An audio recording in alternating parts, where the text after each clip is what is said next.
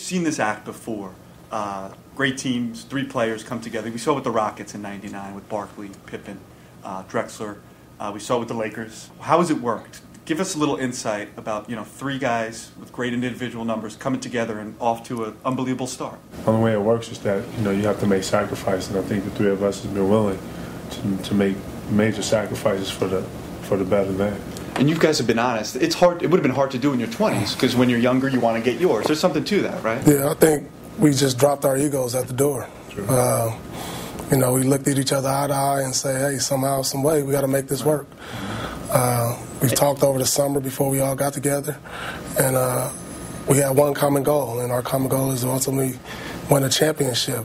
And so once we dropped our egos, came here day one, beginning of September, that's when it started. You all were big Laker fans, and Magic Johnson was your idol. Mm-hmm. Did you guys hate the Celtics growing up? And be honest. Hated the Celtics. What are you talking about? I lived. Say it again. Hated the Celtics. I lived 3 blocks from the Forum. I grew up in California, too. Grew up in Inglewood, so but you got to understand, as a little boy, we only had 5 channels, and the only game we can get is the Laker game. Right. At the time, prime ticket, channel 15. And so it was like you really didn't know no other teams unless they came on Sunday, national TV. So it was just that's what it was. Lakers, that's it for me. Right. What sums our hate for the Celtics up, I think, and this is kind of funny, like, remember the movie, Do the Right Thing? When Buddy stepped on his tennis shoes on his Jordans. You really hated dude for that. Yeah, you hated him. He got a Larry Bird. He got Larry Bird. Right, the Larry Bird jersey guy. He stepped on the guy on the Jordans. And he couldn't think of anything but, like, I'm from Brooklyn. Go back to Boston. He's like, I'm from Brooklyn. So at that time, as young kids, like, we can't stand Boston. It's like, go back to Boston. He stepped on the J's. That's what I'm saying, because everybody knows what that feeling's like. You got a fresh pair of Jordans on, somebody stepped on them. You don't like the Celtics, he got Larry Bird. Yeah. Who was your least favorite Celtic?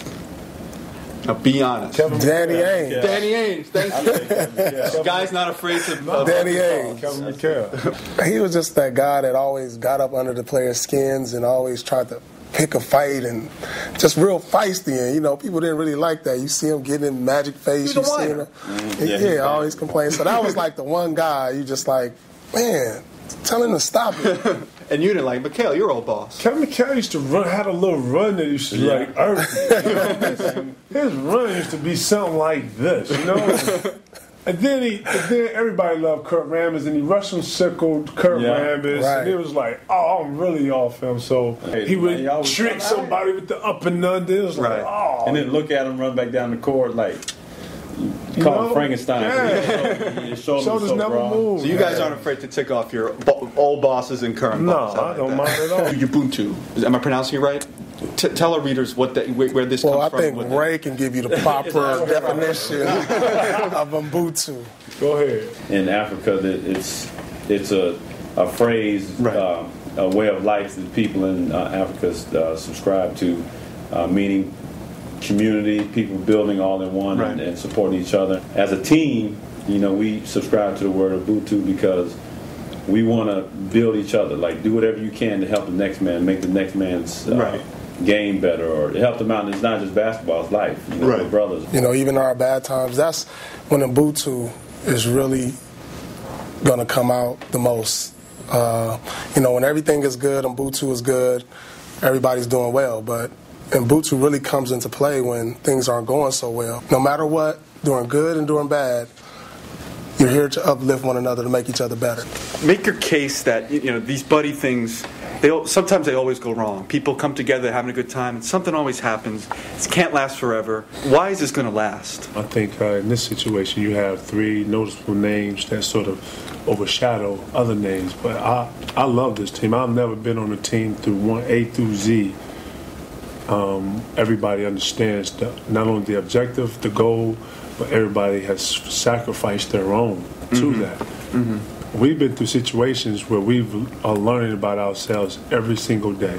Mm-hmm. And the more I think that we learn about each other, that's one more situation that I know how he's going to react in that situation. Mm-hmm. You learn from that.